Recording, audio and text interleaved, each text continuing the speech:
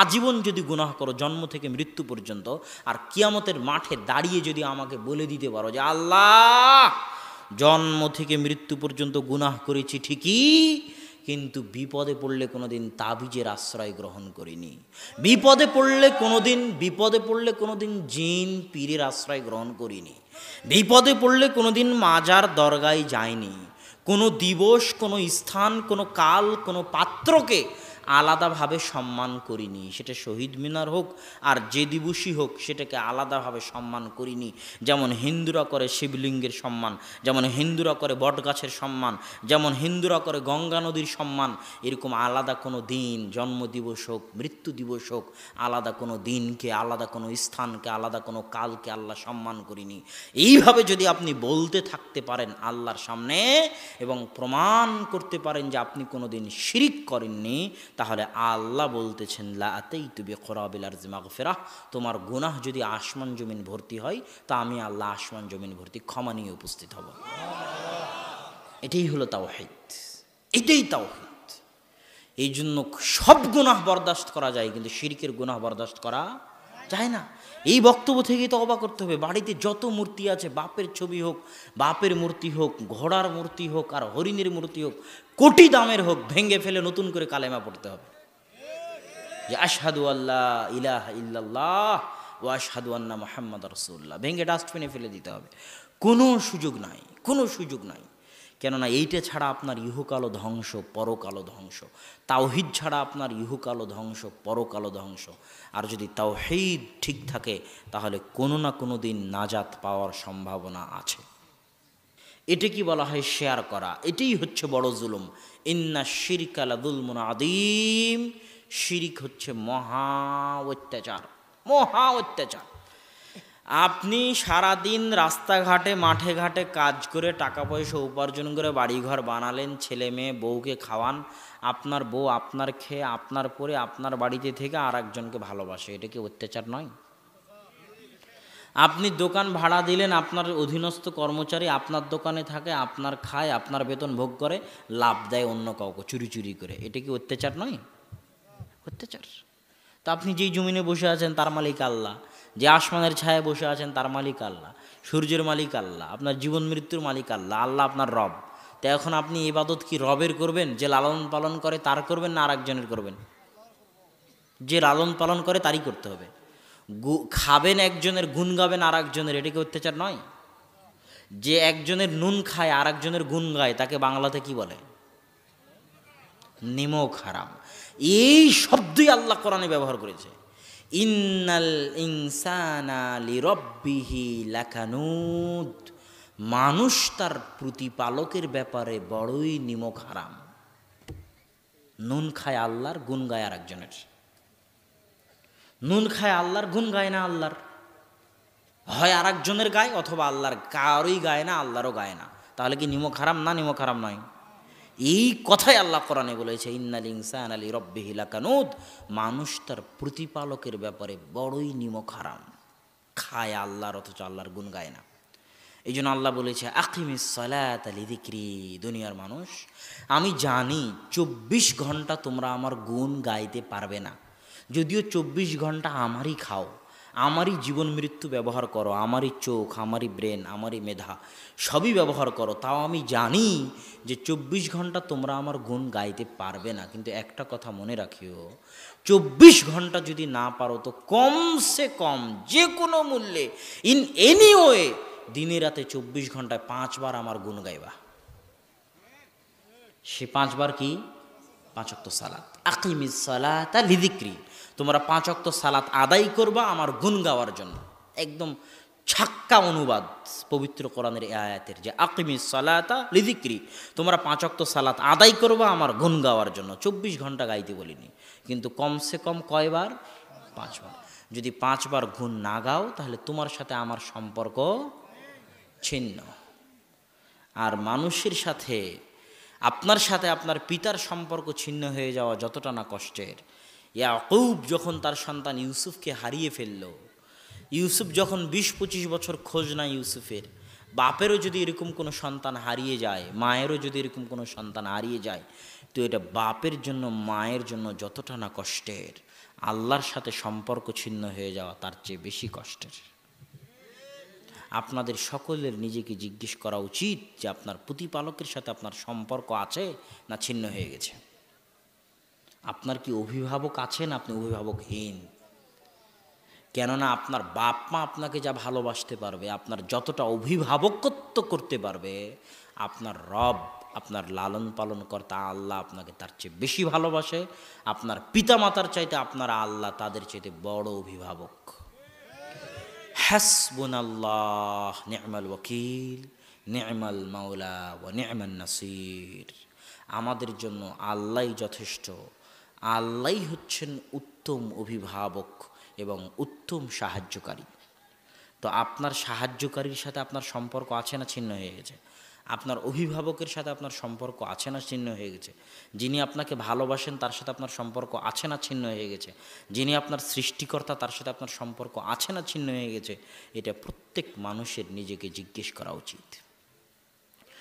সম্মানিত উপস্থিতি, আমরা বলছিলাম তাওহীদের আলোচনায় যে শিরক কাকে বলে? খান একজনের, গুনগান আর একজনের, এটা হচ্ছে শিরক। এটা আল্লাহ বরদাস্ত করেন না। আল্লাহ বলছেন ইন্নাল্লাহা লা ইয়াগফিরু আন ইউশরিকা বিহি ওয়া ইয়াগফিরু মা দুনা যালিকা লিমান ইয়াশা।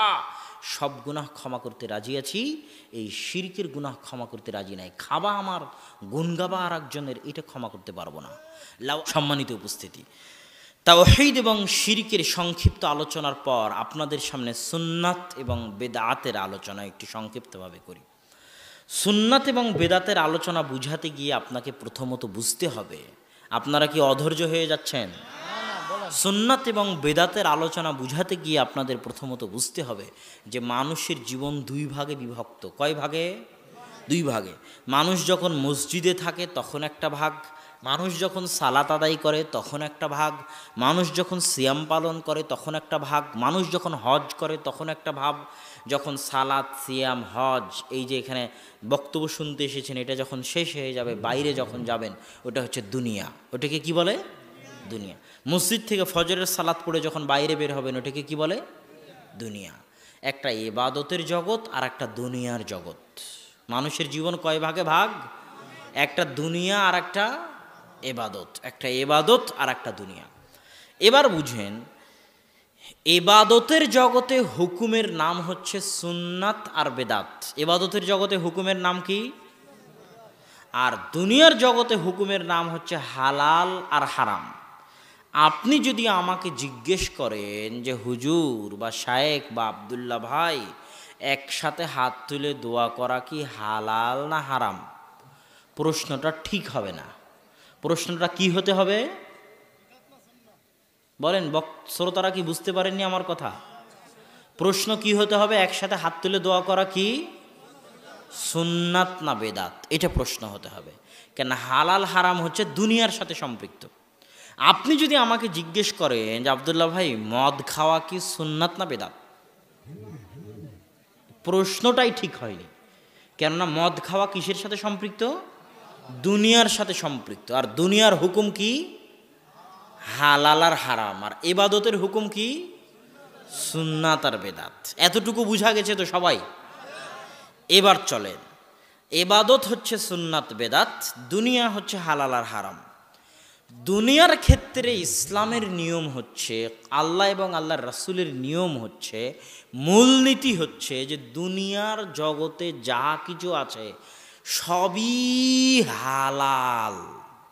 দুনিয়া এবং দুনিয়ার জগতে যা কিছু আছে সবই হালাল, শুধু অতটুকু হারাম যতটুকু আল্লাহ এবং আল্লাহ রাসূল হারাম করেছেন। এটা হলো মূলনীতি। আল আসলু আল হিল্লাহ, আসল হচ্ছে হালাল।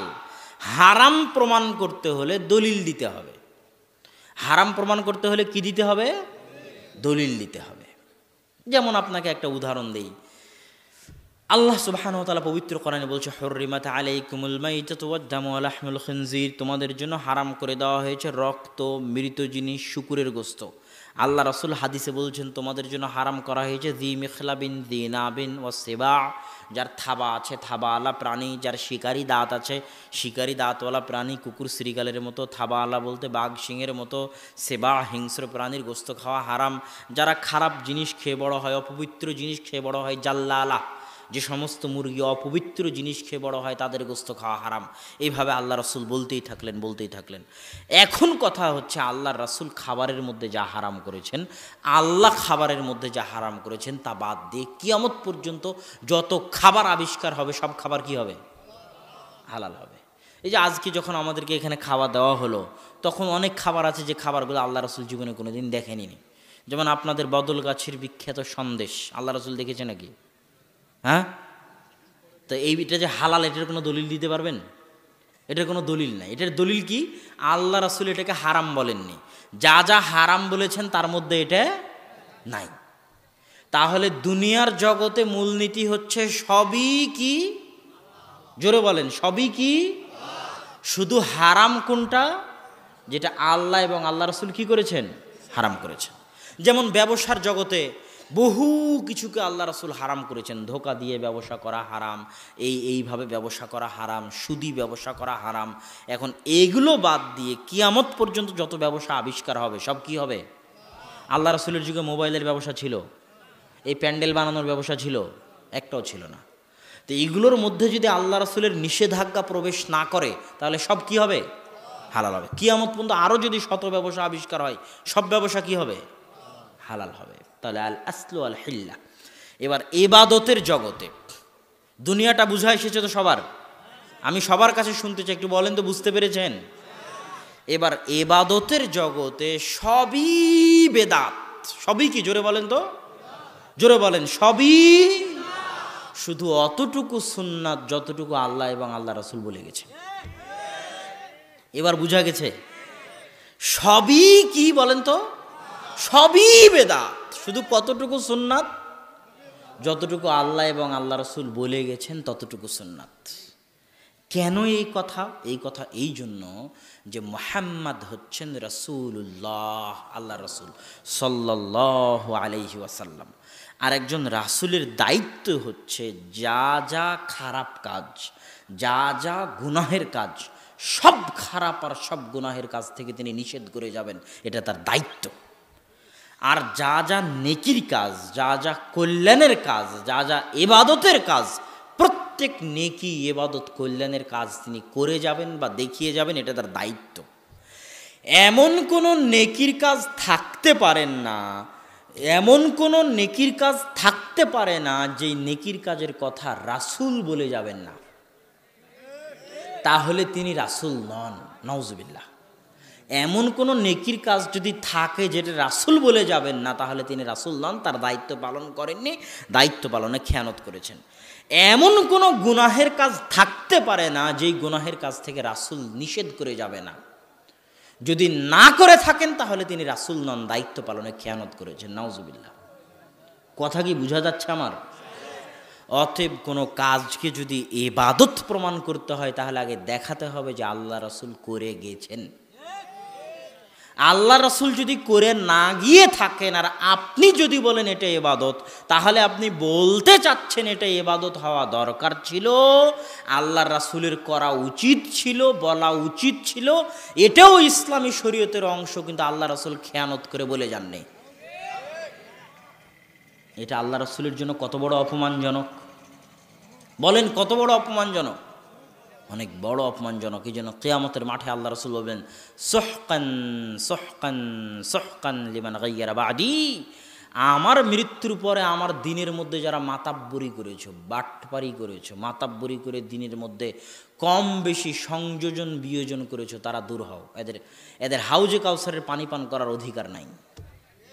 কেননা আমি রাসূল, লা ইন্নী আতকাকুম ওয়া আখশাকুম লিল্লাহ, আসমানের নিচে জমিনের উপর আমি সবচেয়ে বেশি আল্লাহকে ভয় করি। এমন কোনো ইবাদত থাকবে আর আমি করে যাব না, এটা তুমি আমাকে দেখাতে চাও? আমি রাসূল, কোনো ইবাদত যদি থাকে আমি বলে যাব, আমি করে যাব, এটা আমার দায়িত্ব। আর যদি আমি করে না যাই আর তুমি জোর করে বৃদ্ধি করে থাকো, তাহলে তুমি আমার উপর মাতাব্বরি করেছো, আমাকে অপমান করেছো। আজকে হাউজে কাউসারের পানি পান করার তোমার ভাগ্য হবে না। আপনাকে আরেকটু বুঝাই সুন্নাত বেদাত। ইমাম মালিকের নাম শুনেছেন? ইমাম মালিক 179 হিজরিতে মারা গেছেন। মুয়াত্তা মালিকের লেখক। মুয়াত্তা মালিক নামে একটা হাদিসের গ্রন্থ আছে, যে হাদিসের গ্রন্থের লেখক হচ্ছে ইমাম মালিক। 4 মাযহাবের এক মাযহাব আছে মালিকি মাযহাব, সেই মাযহাবের তিনি ইমাম। মদিনার মানুষ, মদিনাতেই জন্ম, মদিনাতেই মারা গেছেন। মসজিদে নববীতে দারস দিয়েছেন। বাকিউল গারকাতে তার কবর আছে। ইমাম মালিক রাহিমাহুল্লাহ রাহমাতান ওয়াসিআ। ইমাম মালিকের দরবারে একজন ব্যক্তি এসে বলতেছে, ইমাম মালিক, উরিদু আন উহরিমা মিন কবরি রাসূলিল্লাহি সাল্লাল্লাহু আলাইহি ওয়াসাল্লাম। ইমাম মালিক, আমি আল্লাহর রাসূলের মসজিদ থেকে, আল্লাহর রাসূলের কবরের পাশে থেকে ইহরাম বাঁধতে চাই। ইহরাম বাঁধা বুঝেন? ইহরাম বাঁধা মানে হচ্ছে হাজিরা একটা সাদা কাপড় পরে না, ওই সাদা কাপড় পরে লাব্বাইক আল্লাহুম্মা লাব্বাইক লাব্বাইক লা শারীকা লাক লাব্বাইক ইন্নাল হামদা ওয়ান নি'মাতা লাক ওয়াল মুলক লা শারীকা লাক, এই যে পরে চিৎকার করতে করতে, এটাকে বলে ইহরাম বাঁধা। এটাকে কি বলে? ইহরাম শব্দের অর্থ হচ্ছে হালাল জিনিসকে হারাম করে নেওয়া। ইহরাম শব্দের শাব্দিক অর্থ হচ্ছে হারাম করে নেওয়া। কেন হারাম করে নেওয়া নাম? কেননা ইহরাম বাঁধলে অনেক হালাল কাজ কি হয়ে যায়? হারাম হয়ে যায়। স্ত্রীর সাথে সহবাস করা হালাল না হালাল নয়? হালাল। কিন্তু ইহরাম বাঁধলে ওটা কি হয়ে যায়? হারাম হয়ে যায়। নখ কাটা হালাল না হারাম? হারাম। কিন্তু ইহরাম বাঁধলে ওটা কি হয়ে যায়? হারাম হয়ে যায়। চুল কাটা হারাম না হালাল? হালাল। কিন্তু ইহরাম বাঁধলে ওটা কি হয়ে যায়? হারাম হয়ে যায়। তাহলে ইহরাম বাঁধা মানে হচ্ছে অনেক হালাল কাজকে নিজের উপর কি করে নেওয়া? হারাম করে নেওয়া। শিকার করা, গরু জবাই করা, ছাগল জবাই করা, কবুতর জবাই করা, তীর দিয়ে শিকার করা, এটা হালাল না হারাম? হালাল। কিন্তু ইহরাম বাঁধলে ওটা কি হয়ে যায়? হারাম হয়ে যায়। তাহলে ইহরাম মানে অনেক হালাল কাজকে নিজের উপর হারাম করে নেওয়া। এটা কিসের মাধ্যমে? ওই কাপড়টা পরিধান আর এই নিয়ত করার মাধ্যমে, যে লাব্বাইক আল্লাহুম্মা লাব্বাইক, এই লাব্বাইক ধ্বনি দেওয়ার মাধ্যমে ইহরাম করা হয়। এখন কথা হচ্ছে, আল্লাহর রাসূল ইহরাম বাঁধার জন্য প্রত্যেক দেশ ও জাতির নির্দিষ্ট জায়গা করে দিয়েছেন। যেমন এইটা যদি আমরা ধরি যে এটা হচ্ছে মদিনা, এটা কি বলেন তো? মনে মনে আপনারা ধরেন এটা কি? মদিনা। কথা বলছেন না কেন? এটা কি? মদিনা। এইটা হচ্ছে মক্কা। এই মদিনা থেকে মক্কা 10 কিলোমিটার দূরে একটা জায়গা আছে, তার নাম জুলহুলাইফা। কি নাম? জুলহুলাইফা। মদিনাবাসীর জন্য এবং যারা মদিনা দিয়ে অতিক্রম করবে তাদের ইহরাম বাঁধার জায়গা হচ্ছে মদিনা থেকে 10 কিলোমিটার দক্ষিণে মক্কার দিকে জুলহুলাইফা নামক জায়গা তাদের ইহরাম বাঁধার জায়গা। এখন এই ব্যক্তি ইমাম মালিককে বলতেছে, ইমাম মালিক, আমি মদিনার মসজিদে নববী থেকে আল্লাহর রাসূলের কবরের পাশে থেকে ইহরাম বাঁধতে চাই। কথা কি বোঝা যায়? তখন ইমাম মালিক বলতেছে, আখশা আন তাকা ফিল ফিতনাহ, আমি ভয় পাচ্ছি যে তুমি ফিতনার মধ্যে পতিত হয়ে যাবে। তখন ওই ব্যক্তি বলতেছে, আজীব কথা, আইয়ু ফিতনাতিন হাজিহি, আপনি এমন কিসের ফিতনার কথা বলতেছেন? আমি যদি জুলহুলাইফা পার হয়ে চলে যেতাম তাহলে না হয় ফিতনা হলো বুঝতাম। শাহজালালে হজ ক্যাম্প আছে জানেন? শাহজালাল বিমানবন্দরে। কথা বলেন না কেন? সব হাজিরা দেখবেন ওখান থেকে ইহরাম বাঁধে। সব হাজি ওখান থেকে বলবে লাব্বাইক আল্লাহুম্মা লাব্বাইক, সবাই কাপড় পরে নেবে। কোনো হাজিকে যদি আপনি বলেন, বাবারে তোমার ইহরাম বাঁধার জায়গা হচ্ছে ইয়ালামলাম, কথা বুঝতে পারতেছেন? তখন ওই হাজি বলবে যে তুমি কি উল্টাপাল্টা কথা বলো, আমি যদি ইয়ালামলাম পার হয়ে যেতাম তাহলে না একটা সমস্যা ছিল বুঝলাম, আমি তো ইয়ালামলামের কয়েক হাজার কিলোমিটার আগে ঢাকায় বসে ইহরাম বাঁধতেছি, এর মধ্যে আবার ফিতনা কি? এই এর মধ্যে ফিতনা কি রে? হ্যাঁ, করবে না করবে না? ইমাম মালিককে ওই ব্যক্তি বলতেছে, আপনি কিসের ফিতনার কথা বলেন? আমি যদি জুলহুলাইফা পার হয়ে চলে যেতাম তাহলে একটা কথা ছিল, আমি তো আগে, তাও আবার মসজিদে নববী, তাও আবার আল্লাহ রাসূলের কবরের পাশে থেকে ইহরাম বাঁধতেছি। তখন ইমাম মালিকের এই কথাটা মনে রাখবেন মরা পর্যন্ত। আইয়ু ফিতনাতিন আ'যামু মিন হাযিহি সাবাকতা ইলা ফাজিলাতিন কাসারা আনহা রাসূলুল্লাহি সাল্লাল্লাহু আলাইহি ওয়াসাল্লাম। হে আল্লাহর বান্দারা, এর চেয়ে বড় ফিতনা দুনিয়াতে আর হতে পারে না যে ইবাদতের জগতে তুমি এমন কোনো কাজ করতে যাবা, এমন কোনো ফজিলতের দিকে এগিয়ে যাবা, যেই ফজিলতের উপরে, যেই কাজের উপরে, যে আমলের উপরে মুহাম্মদ সাল্লাল্লাহু আলাইহি ওয়াসাল্লামের সিল মোহর নাই। এর চেয়ে বড় ফিতনা দুনিয়াতে হতে পারে না। কোনো কাজ তখনই ইবাদত হিসেবে ভ্যালু বলে গ্রহণযোগ্য হবে যখন তার উপর কার সিল মোহর থাকবে? মুহাম্মদ সাল্লাল্লাহু আলাইহি ওয়াসাল্লামের সিলমোহর থাকবে যে ক্বালা রাসূলুল্লাহ আও ফাআলা রাসূলুল্লাহ, আল্লাহ রাসূল বলেছেন বা আল্লাহ রাসূল করেছেন। যদি এই সিলমোহর না থাকে আর তুমি করতে যাও ফজিলত বলে, তো এর চাইতে বড় ফিতনা দুনিয়াতে আর হতে পারে না। সম্মানিত উপস্থিতি, এখানে আপনাদের একটা কথা বলি উদাহরণ হিসেবে। জুমার দিন ছিল না কয়েকদিন আগে? জুমার দিনে আপনারা জুমার সময় কয় রাকাত সালাত আদায় করেন? কয় রাকাত? আর ওই জোহরের সালাত কয় রাকাত আদায় করেন ওই সময়? 4 রাকাত। এখন কথার কথা, সারা পৃথিবীর সব আলেম ওলামা, সব হুজুর মিলে এক জায়গায় বসে ইজমা হিসেবে সিদ্ধান্ত নিল যে সালাত আদায় করা যেহেতু ভালো কাজ, সেহেতু জুমার দিন আমরা জোহরের মতো 4 রাকাতই আদায় করব। কথা বুঝতে পারলেন? তো যদি সিদ্ধান্ত নেয় সব আলেম মিলে, সারা বাংলাদেশ, ভারত, পাকিস্তান, সৌদি, কুয়েত, কাতার, বাহরাইন, সব আলেম মিলে যদি সিদ্ধান্ত নেয়, আর জুমার সালাতে যদি কেউ ওই সিদ্ধান্তের কারণে একটা সিজদাও বেশি করে, তো ওই একটা সিজদার নাম কি হবে? ওই একটা সিজদার নাম কি হবে? বেদাত। আর এই বেদাত জাহান্নাতে নিয়ে যাওয়া বহু দূরের কথা, কোথায় নিয়ে যাবে? জাহান্নামে নিয়ে যাবে। এখানে আপনাকে আর একটা কথা বলি, আর একটা উদাহরণ দিই। এ ভাই তুমি বন্ধ করো। এখানে আর একটা কথা বলি, নামাজের পরে একসাথে হাত তুলে দোয়া করা আছে না? আছে না নাই? সেটাকে বাংলাদেশে কি বলা হয়? মোনাজাত করা। কি বলা হয়? মোনাজাত করা। আমি কোনো ফতোয়া দিব না, আমি আপনাকে বুঝাই যে আসমানের নিচে, যে আসমানটা দেখতে পাচ্ছেন রাতের আকাশে তারা জ্বলতেছে, এই আসমানের নিচে আর এই জমিনটার উপরে মোনাজাত করার জন্যে সালাতের চাইতে বড় কোনো মাধ্যম পৃথিবীতে আর নাই।